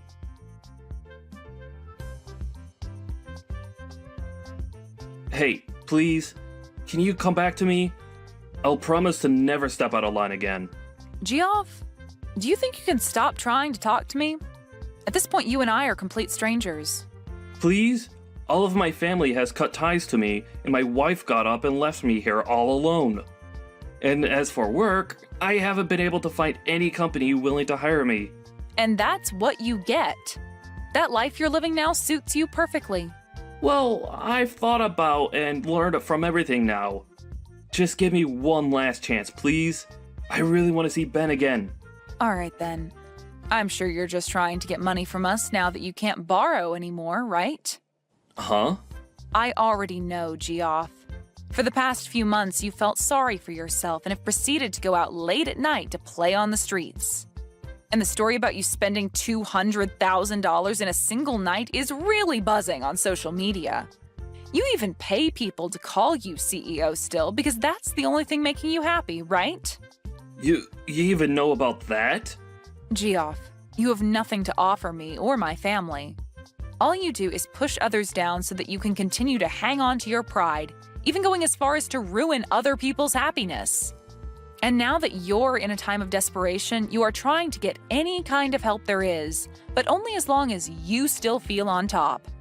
But you are a disgrace, and nobody wants you around them anymore. What the? As a parent, as a husband, and even as a member of society, you are a disgrace who will never be wanted. And I do not want myself or those that I care about being around you. I have really thought about everything that's happened and learned my lesson. Do you really think it's okay to say such heartless things like that to someone who's already been through enough? You've been through enough? Well, if you've really gone through enough to learn from your mistakes, then where is my apology? Huh? You said terrible things about me as well as assaulted me, yet I have not heard a single apology from you. I feel like I've apologized already for that. No. You made a poor attempt to apologize to my mom about that, but still haven't said anything to me. I always thought that those who had really gone and learned their lessons start by apologizing for what they've done. Well, it doesn't matter much now. I'd love for you to continue living in that world you call hell. What about Ben? What's happened with him? I want to talk to my son now. You've read that letter from him by now, right? What did he say in that letter? He said the next time I come around you guys, he'll make me pay. I'm sure that's hard for you to understand, but what he means is for you to stay away. So please respect his wants and leave us alone. I know that you've never been good at respecting him, but your life depends on it this time. So make this the last thing you can be good for and stay the hell away. Why? I think it'd be okay for you guys to at least forgive me a little. Right now, I'm super close to even losing my own house and having to live on the streets. No matter what you say to me, I've made my choice and it will not be changed. I'm like my mom, Geoff, a stubborn woman.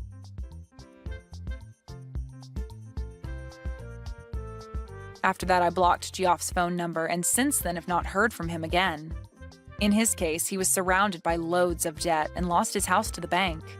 And when he went begging for someone to help him, there wasn't a soul around willing to give him a hand. He also lost all connections to his family, and his wife divorced and ran away from him.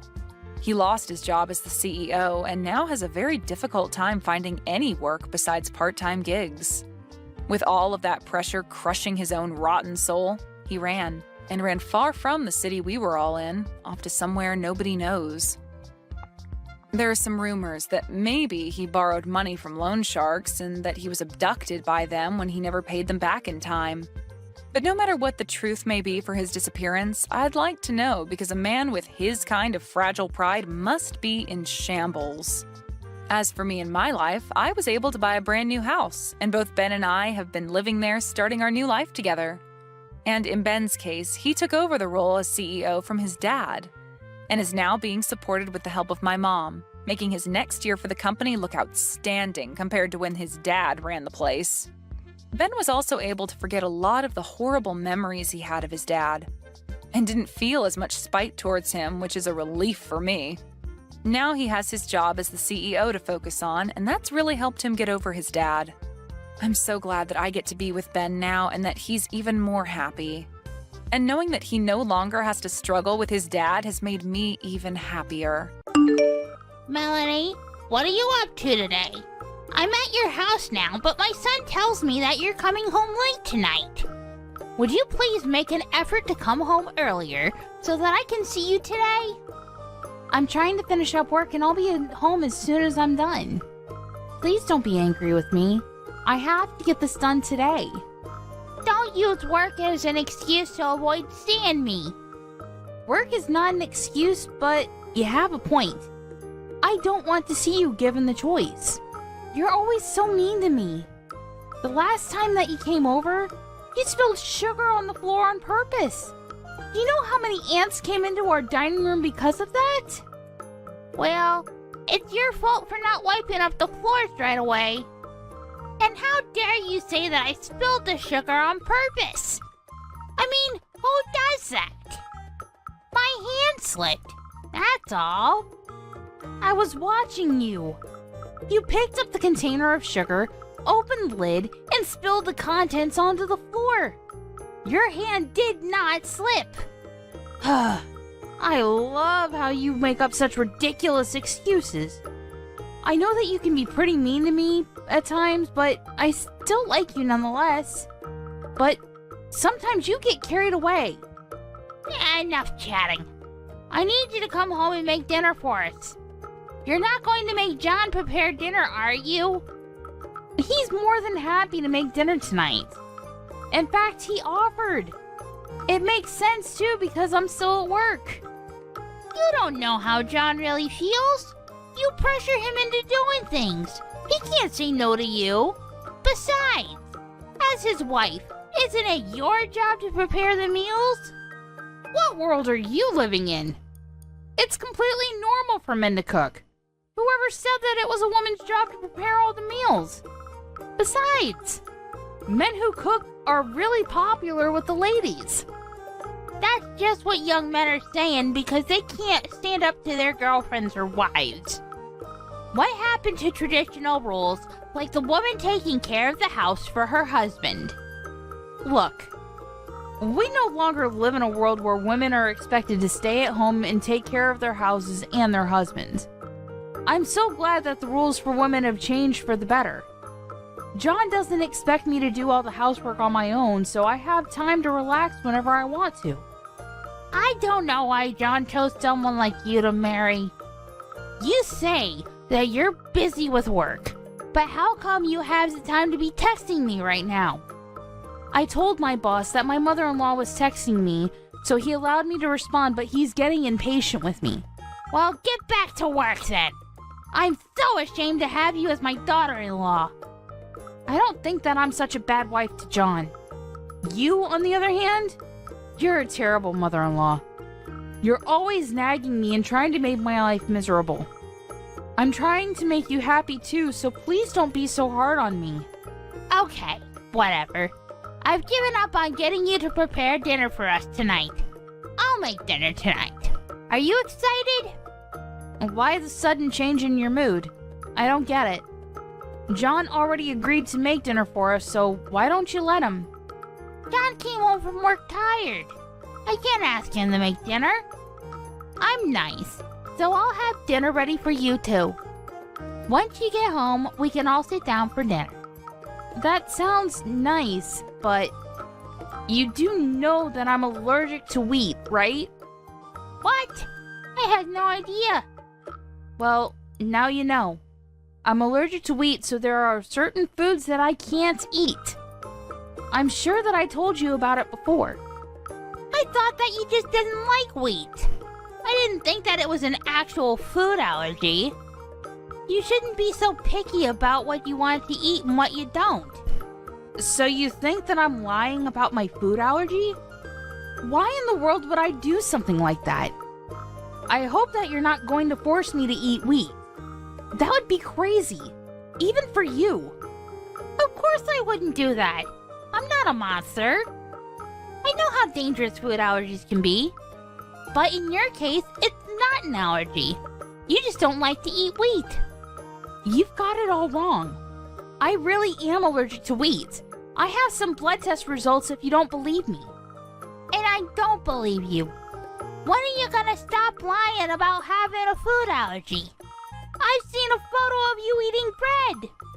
That bread was made with rice flour, and it doesn't contain any wheat. That's why I was able to eat that bread.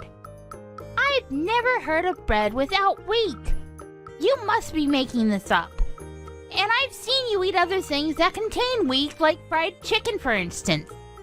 I substitute rice flour for the wheat flour so that I can eat all those foods. How can you not know this? You've been a housewife for how many years now? Are you making fun of me? You know what? I'm going to prove to everyone that you're lying about your wheat allergy. I don't know why this is such a big deal to you. And why can't you be nicer to me? If you don't believe me, please ask John. He knows the truth. I'm not going to bother John with such a silly question. And I don't want him to know that his wife was lying about her food allergy either. I don't want him doubting you for something so small.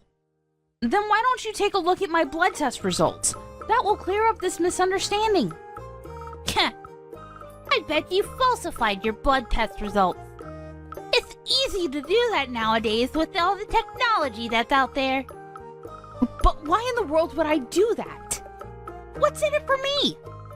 I really need to get back to work now. My manager is not happy that I've been texting you all this time. Well, I'm not going to forgive you for deceiving John and I. None of this is my fault, and I didn't do anything wrong. And I don't enjoy arguing with you either. I wish we got along better.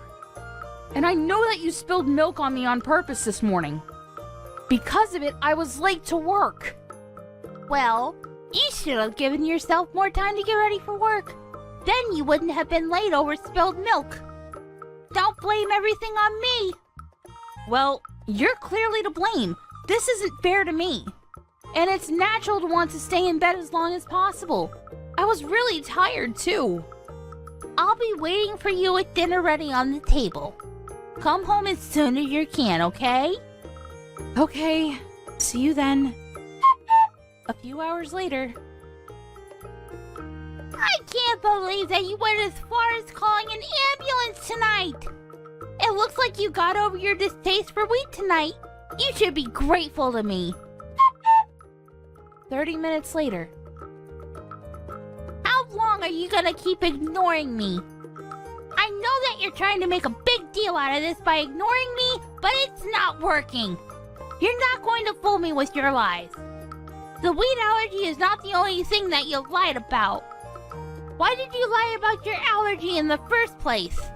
You were fine when I made you eat a piece of bread. Melanie is in a coma now because of what you did to her. What? How did that happen? She was perfectly fine a few hours ago.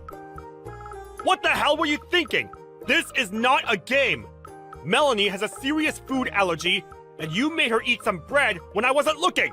How could you? John, what do you mean about Melanie being in a coma? Melanie's just pretending. Don't let her fool you. Did it look like she was acting to you? Because it sure didn't look that way to me. Now she's in the hospital. This is serious. I told you many times that she had a wheat allergy. Why would you bring over some bread when you knew that? But I've seen her eating bread before, so I thought that it would be okay. I didn't think that she was actually allergic to wheat. The bread that Melanie was eating was made with rice flour. Shut She did mention that to me too, but I thought that she was making it all up. Melanie is really allergic to wheat. Even a small amount can be lethal to her. I can't believe that you forced her to eat bread with wheat in it. What were you thinking? She's in a coma, and I don't know if she's ever going to wake up. How could you do this to her? But I didn't. Melanie is always lying, so I assumed that it was another one of her lies. It's not my fault that I didn't believe what she was saying to me. I know that Melanie makes stupid jokes, like telling us that she came home riding a wild boar, but she would never joke about something like this. She likes to joke around, but that doesn't make her a liar. She's the most honest person I know, and I'm sure that you feel the same way. Well, she made it difficult for me to differentiate between her jokes and her lies.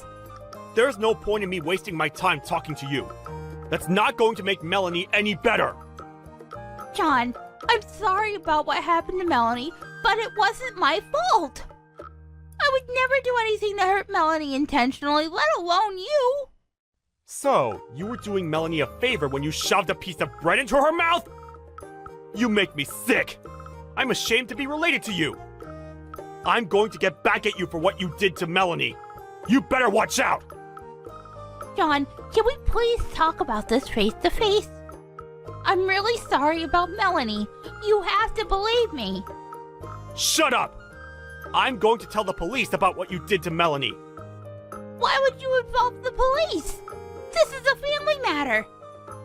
Well, I no longer consider you to be my family. Melanie is my only family as far as I'm concerned. Please don't say that. If you're still at my house, I want you to leave. I never want to see your face again. But it's the middle of the night. How am I supposed to get home? And it's not like you to threaten me like this. What's gotten into you? Do you not understand the seriousness of what you've done to Melanie? You committed attempted murder! And the worst part of it all is that you don't even feel bad about what you've done. All you do is keep making excuses for yourself. Now get out of my house! But A few days later. Melanie, are you feeling better? I'm so relieved that you came out of your coma. I was so worried about you. I'm fine now. Thank you. I can't believe that I was in a coma for a few days, though. I guess I'm tougher than I look. I'm so happy that you're back to being your old self. What happened with your mother? I'm furious with her, because she doesn't seem to realize the gravity of the situation and what she did to you. She's making up all these excuses to not make herself look bad. I see. I can imagine her doing that. Well, we never have to see her again. I told her that I wanted nothing to do with her. I'm really sorry that I let my crazy mother do this to you. You didn't deserve any of it. You don't need to apologize, John. You didn't do anything wrong. But I should have been the one to stop her. I had no idea that she would do something so terrible to you. I knew that things between the two of you weren't going well. I should have stepped in sooner and not let this continue for so long. Don't beat yourself up over this. I know that you did your best to protect me from your mother. I really did want to get along with her.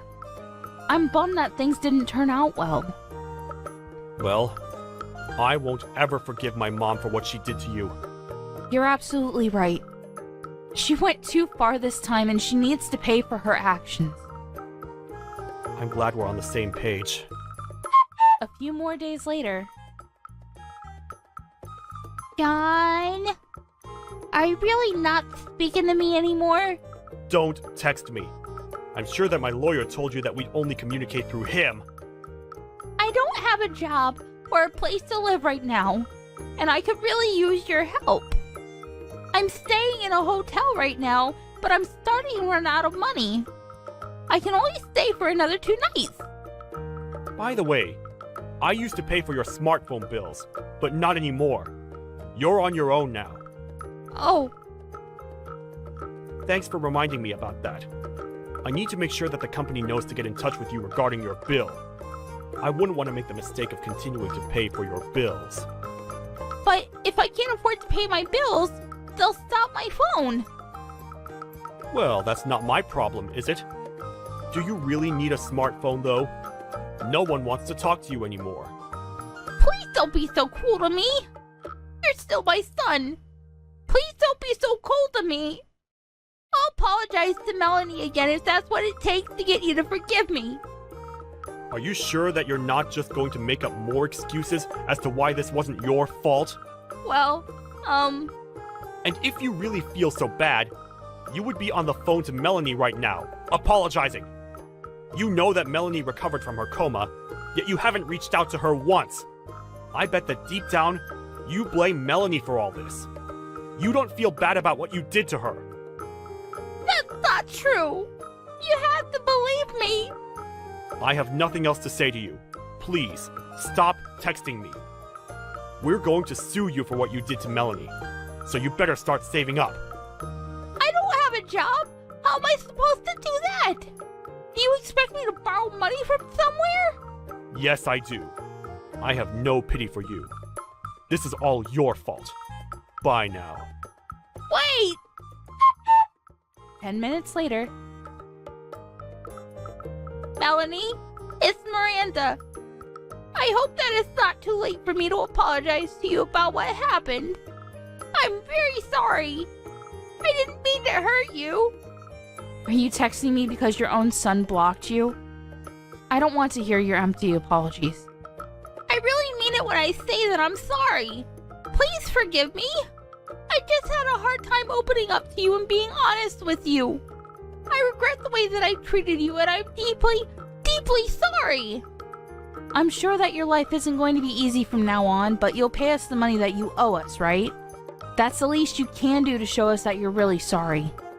Melanie, I don't have a job and my family and friends are not speaking to me anymore.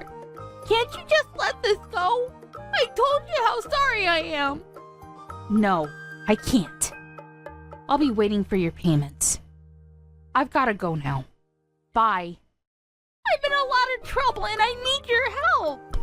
I went to the hospital yesterday and they told me that I was depressed. I need my family to get through this. I see.